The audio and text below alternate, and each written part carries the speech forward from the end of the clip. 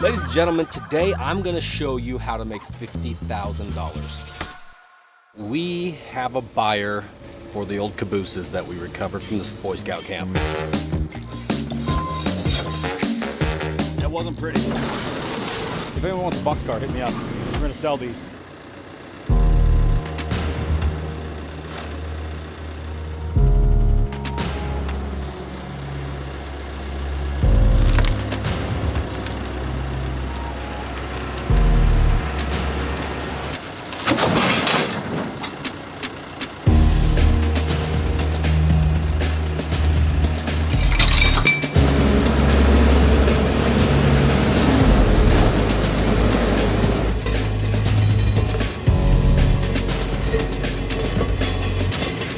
Ladies and gentlemen, we have a buyer for the old cabooses that we recovered from the Boy Scout camp. Guy up in Montana, up in Bozeman, reached out through a friend of mine and said, hey, I want those, gotta have those.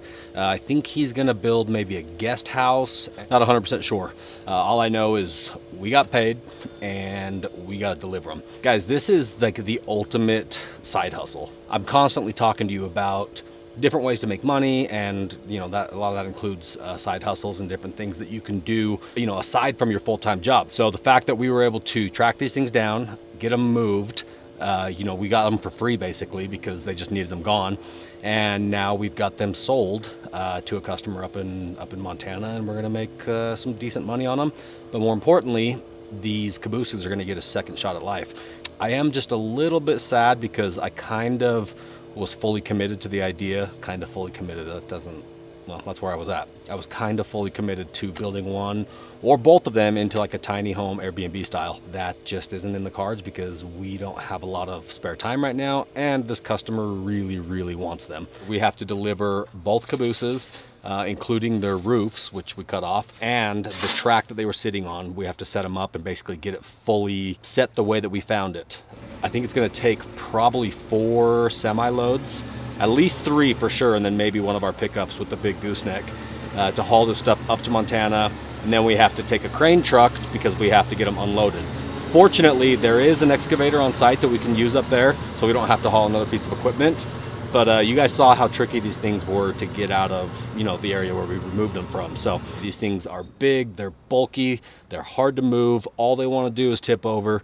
So in this video, things that you should look out for. Hans having a good attitude. If he has that, drop a comment below and hit us with the timestamp. He's wearing a shirt that says, I hate Hans. No big deal. And you want to know why? You want to know why he's wearing that shirt? Because a lot of you have really hurt his little feelings. You really just went super hard on him, and you made him feel like he's not a valuable member of the team. And I'll tell you right now, can't beat him, join him. That is not always the case. He has a little bit of good in him, a little spark in there every once in a while. What else are they gonna look forward to in this video? Hold on. Oh. As I said, if you could just take a moment and pause the video and think of 3 nice things and 3 things you hate about Hans, and then just drop them in the comments below. We'll italicize the hate though. Yeah. So I want to be able to. I want those to stick out. Yep. Yeah. So yeah, that's one thing to look out for. Another thing to look out for is cabooses tipping over on their side, or maybe even upside down. That'd be a treat. Lots of me and Alan arguing about the best way to get something done. It's Montana, so you know, include the Montana factor, which you never know what you're gonna get. Bozeman is a spot, man. It's not my favorite part of Montana, but also not my least favorite. You know, there's areas like Butte that are a little bit higher on the list. No offense to Butte. I actually love Butte, by the way. With that said, we're gonna go ahead and try to get the first caboose loaded on the lowboy, get her strapped down. This video is kind of all of the things that we do combined into one charcuterie board of content. We're gonna call this video the climax.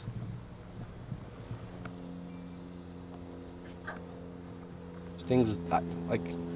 All right, so before we take off for this trip, I gotta do one thing, which is feed my dog. Now, for those of you who know, you know that I've got a really big dog. It's a South African Borbal, which is like a Mastiff, but just like the biggest Mastiff you can get.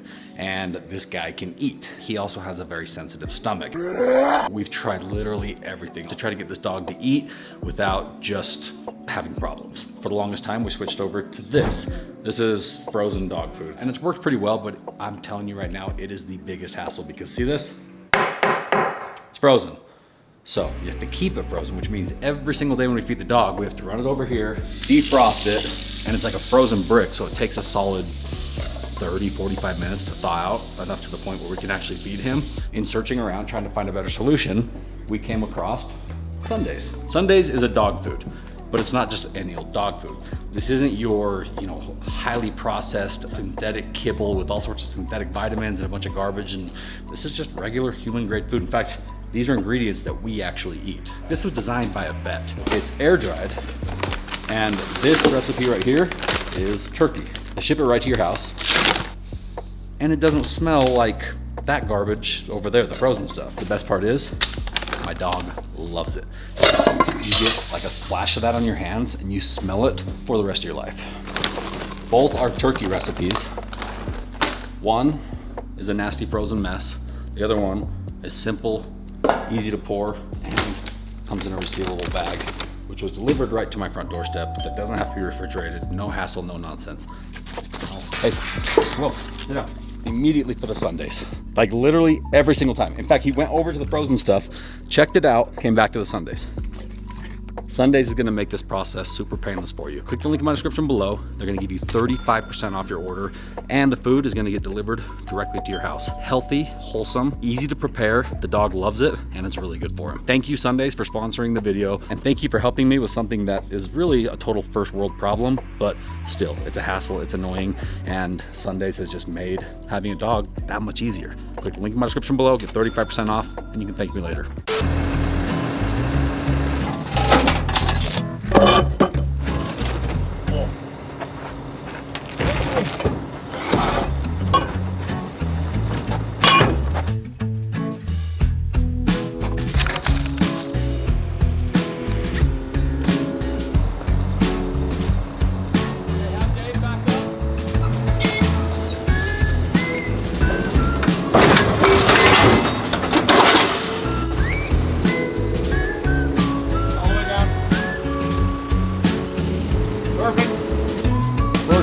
Even. Boost number 1, loaded. Now we're just gonna chain it down. Probably gonna do a temporary chain job so we can go and get some D-rings and some real heavy duty tie down points over at the shop. We'll secure it, get to the shop so we can really tie it down. I don't think anybody knows when we're going to Bozeman, but you know what? We're gonna be loaded and ready to go whenever he says let's go.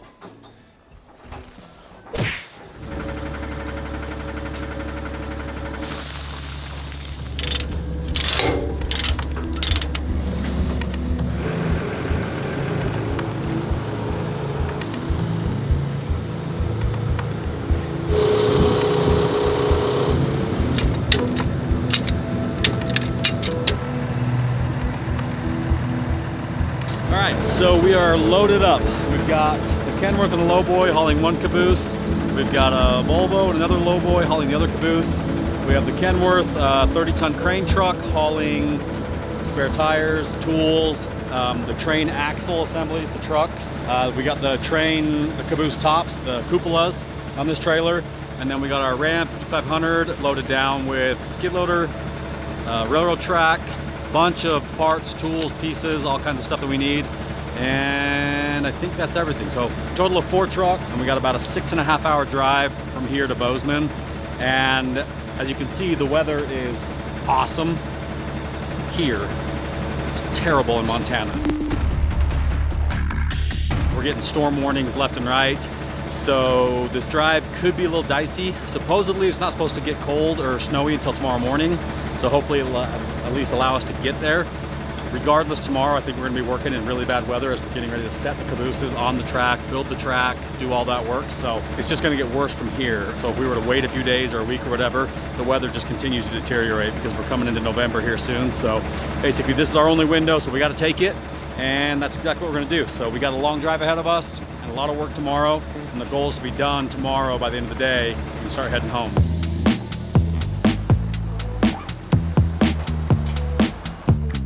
Last time, like when we went to Cerro Gordo, we had to replace like 9 tires. Hopefully we don't have to do that. It's got like 1 spare for everything. Maybe 2 for 1 truck, but 1 spare. 0 tires, 0 issues. I'm just super nervous and sick to my stomach though. Oh, my first hitchhiker of the trip, so this will be good. Definitely looks homeless.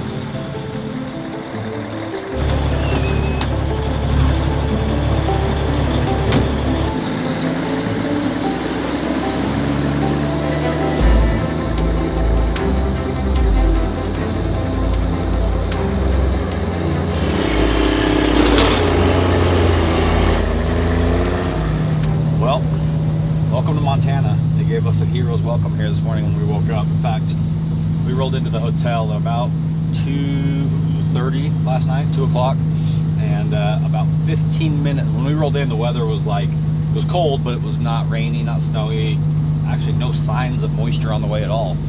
About 15 minutes later, at about 2:30, 2:45, it started to snow, and it's been snowing all night. So the roads are slick, the snow is just barely getting started, and they're calling for a pretty heavy storm that's supposed to kind of last like throughout the week.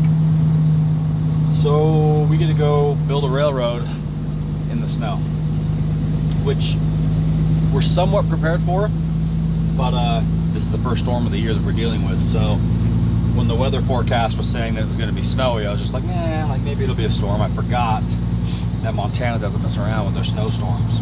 And so it's bitter cold. It's probably every bit of maybe 10, 15 degrees outside Fahrenheit. The trucks are already slipping and sliding all over the place.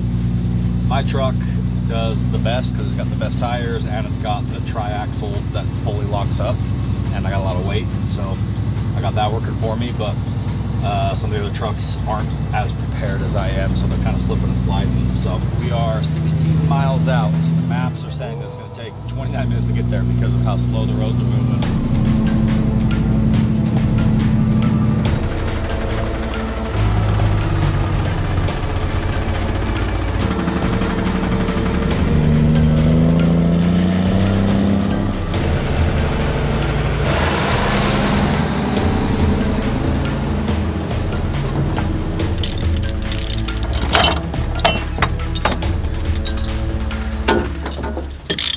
Good news and bad news.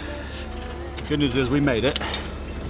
Bad news is our other 2 trucks have not made it yet. I guess Dave and Hans got stopped by DOT and they're getting a full inspection. So that's good. Pull this onto the scale and we're gonna go through the load. We have overweight permits. However, I don't think this guy's here to mess around. All right, let me introduce you guys to Hans' very first DOT pullover. And he's already had a bunch of really good jokes, made the officer laugh. But we are still getting the full rundown. VIP treatment is what I like to call it. DOT decided to stop them down in town, which is kind of crazy because there's cars crashing and sliding off the road all over the place, and DOT's stopping to take the time to do an inspection. Like, I understand they got to do their job, they got to keep the roads safe, but like literally an accident happened right in front of us. The cop drove right past that to pull them over. Kind of, I don't know how and why they do what they do. I just try to avoid them. So yeah, we're gonna start unchaining this one. We're gonna put one caboose over here, one caboose over there. You can't really tell because of the snow, but they came in a couple of days ago and laid down like these gravel pads for us to put the tracks on. Rob's pulling up right now in the 5500, which we just found out the 4-wheel drive is not working very well on, so that's exciting.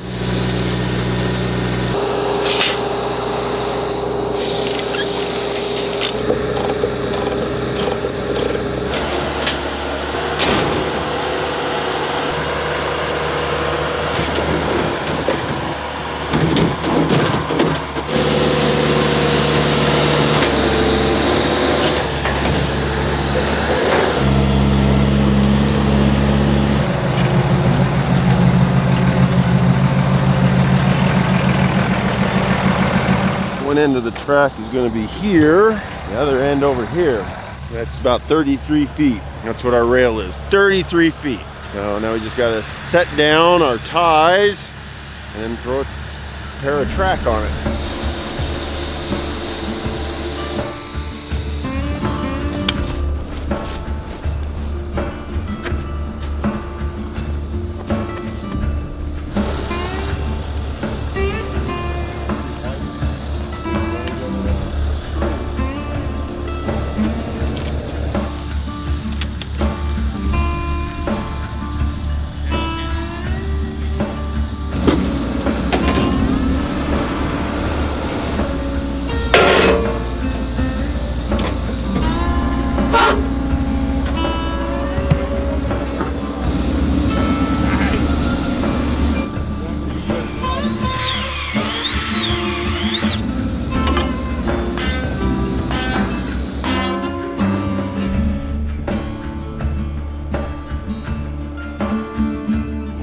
So as we were unloading the first axle carriage assembly for the train off the trailer, these are pretty heavy. They're about 8,000 pounds, and I had it picked up and I was swinging, and this excavator is kind of lightweight, probably a 30,000 pound machine, so it started to tip. So to avoid tipping, I had to hurry and set the load down quickly, which ended up knocking one of the wheels assemblies out of the carriage assembly. So we just got to basically take some time to piece that back together and then put the whole assembly back together. It doesn't have to be perfect because this train's not going anywhere, it just has to look right. We'll stick the wheel assembly back inside of its hub pockets and then set the carriage back on top of it, get this thing assembled. The track went down pretty easily. The guys are driving the spikes in right now. We should be able to start setting this first caboose in the next 30 minutes or so.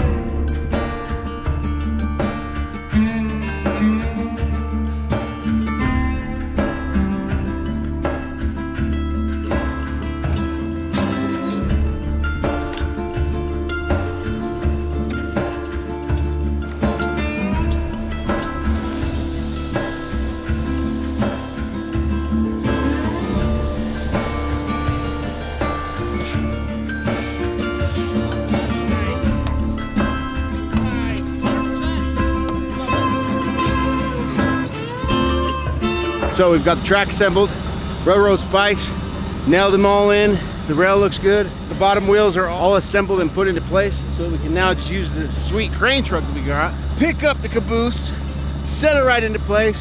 Bada bing, bada boom. One's done. Then we'll move on to the next. 1, 2, 3, easy as 1, 2, 3. Do, re, mi. You and me.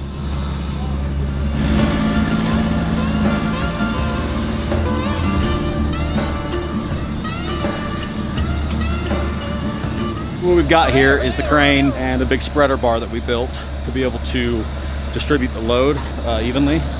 We're gonna try picking up with just the crane, 30-ton crane, but obviously the further up you go and the further out you go, the weight rating goes down. The crane can lift it, but it could also tip over. So picking up from this bridle right here with the crane, that's hooked up to these slings on these guys right here that we welded on, which if we had these that day up at the camp when we were pulling these out, our life would have been way easier because these are solid lift points. Before this, there's really nowhere to lift on this thing without having to wrap a rope all the way around it. So I'm gonna jump on the crane now. We're gonna go up with the beam, give it a shot, pick it up, see what happens. Yeah.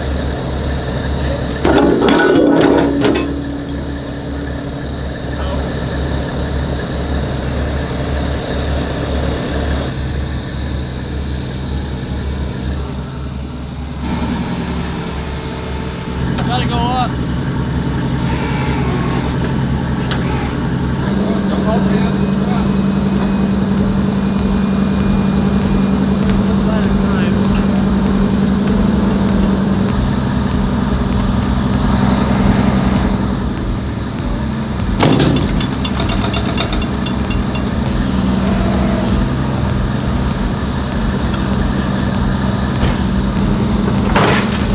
We're pushing all the equipment beyond their limits right now.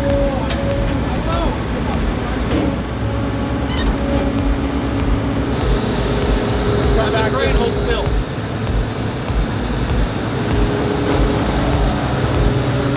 Okay, now this way. Come up a little bit.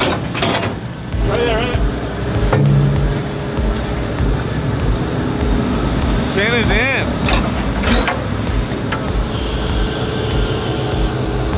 2 more inches. Reach it. Oh, cool. Right there. That's it. Grab the other side, swing. Yeah. Textbook, right? Here, we need to bend this here.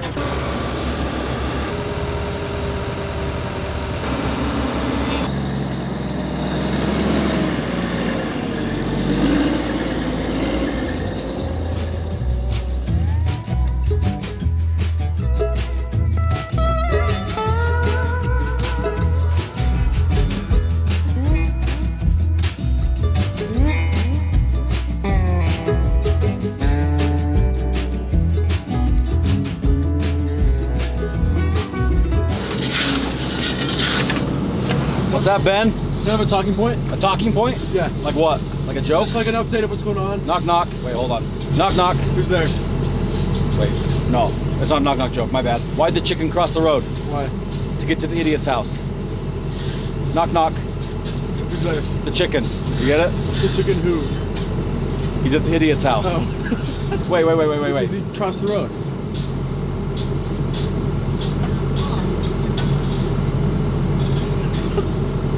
I think I just completely ruined that joke. Hold on. Why'd the chicken cross the road? Why? To get to the idiot's house. Knock, knock. Who's there? The chicken. The chicken who? The chicken's at the idiot's house. You're the idiot. I'm the chicken. He came to your house. I don't. Dave! Why'd the chicken cross the road? Hold on. Get to the other side. To get to the idiot's house. Knock, knock. Who's there? The chicken. No. Who's there? The chicken. Don't answer the door. Don't answer. You're the idiot. I'm the chicken.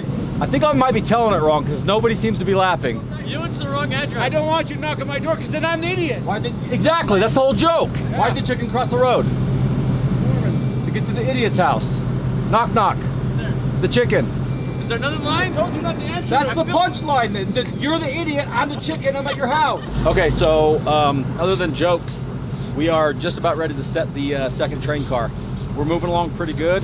This is the part where we need to just slow down a little bit and not get too excited to finish up because one dumb move, we tip over caboose, damage something. So even though we're really, anticipating getting done and getting on the road, I thought we were gonna be here till late. Our goal right now is to be done by 5. It's about 4:30 right now.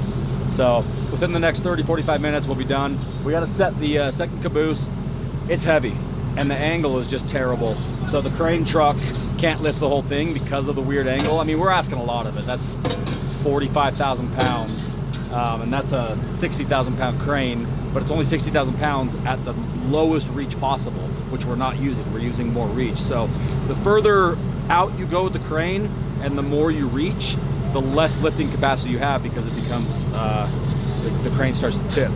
So we're gonna have to use the excavator again, and this excavator is right at the limit of kind of being able to lift heavy stuff. So not ideal, but it is what it is. Once I finish putting this gravel in here, we'll be ready to set this next car. Making good progress, and this is gonna be so awesome. They're gonna put shipping containers up behind these cabooses to give more living space because these are gonna be guest cabins. So it looks amazing. I'm pumped on it. So I think they went to a good home. Not worry, man. There's a chicken wandering around the neighborhood, knocking on everybody's doors.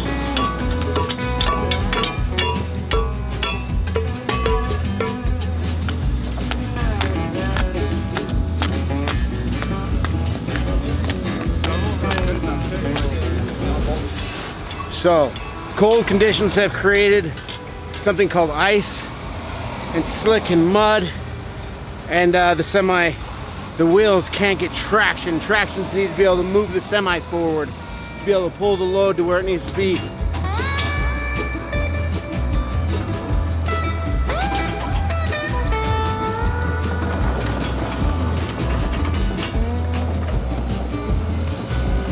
You guys seen that chicken that's knocking on doors?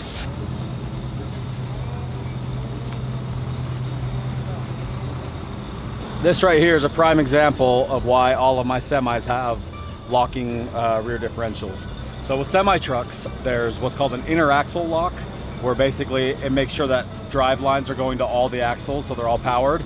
and then there's a differential lock that locks each individual axle together. So this truck has the inter diff lock, so it can make sure that both axles are driving, but it doesn't have the differential lock, so there's no way to make sure they all spin at the same time. So the tire that has the least amount of traction is the one spinning, which is not ideal. So luckily we have the machine to push us, no big deal.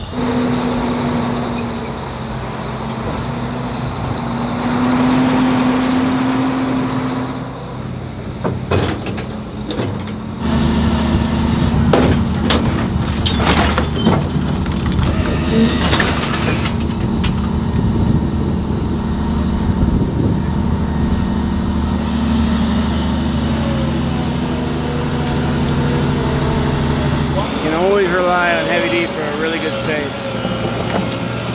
As far as bad went, that went great. Trying to get this pin lined up on the truck so that the train will sit right where it needs to be. We had 2 chains on the back to kind of get things stable, and you saw we lost one, which made the whole front of the train swing over, but somehow it swung exactly, well, within 1.5 feet, 2 feet of where it needed to be. Pretty impressive.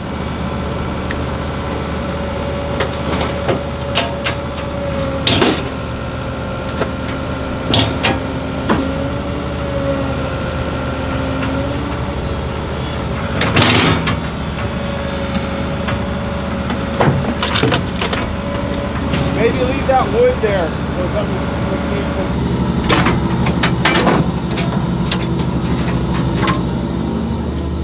So close. Okay, so we got the rear set perfectly. Now you just need to bring this about 6 inches this way. Back up towards me like 1 inch. Yeah! All right, caboose number 2 is set. Now we just gotta put the roof on and we're done. We had a close call there. They tried to roll. These cabooses just like to roll. That's all they want to do is just flip over. We were able to catch it before it did that.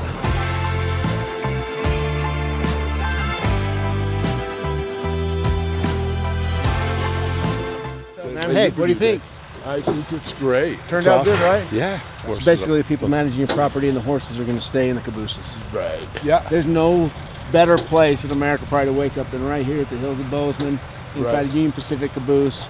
Like, that's probably one of the most American things you could do. I know. It is. What is your plan with them now? You said you're going to put some containers out the We're side going to of put them? some containers off the back, like this one off the back side, and this one off the other back side. We had 2 containers to get close to 1,000 square feet. 1,000 square foot of living space. Yeah. Well, my friends, just like that, our job here is done. This has been really cool because, as many of you guys know, if you watched the previous videos when we got these things out of the old scout camp, I mentioned how I grew up with these cabooses, like these exact ones, because that was a scout camp that I went to when I was a kid. So the fact that, you know, we were able to bring them up here to Montana with their original section of rail and everything and keep them all intact other than, you know, having to remove the roof, that's really cool. Like, it's just an oddly satisfying moment for me. So the way they've got this set up is they've got one over here and then we've got the first one over there. They just fit up here. Like, if you look at the valley, I'm just gonna show you this. Like, summer and winter, this valley is just made for those guys right there. All things considered, given the fact that we got hit with a blizzard this morning, we are in pretty good shape. We were able to get this thing done in about 7 hours, and we made some money on it. A big thanks to my buddy, Steve Lupzak. Steve is the neighbor of the guy up in Colville where that project I bought, where we had 50 loads of trucks. And then he's like, hey, I got a client that might want these cabooses. And I'll tell you this, I received probably no less than 2,000 emails and phone calls when we first recovered the cabooses because so many people were interested in them. When you get that many messages, it's really hard to respond. So I apologize to those of you who we didn't respond to. I know there's a lot of you. We did respond as many as we could, but it got to the point where I was just like, we can't keep up with this. We were somewhere in the ballpark of $30,000 to $60,000 that we sold these for, including delivery and stuff. So guys, thank you for the support. You guys are awesome. I really genuinely mean that. So thank you, and have a good night.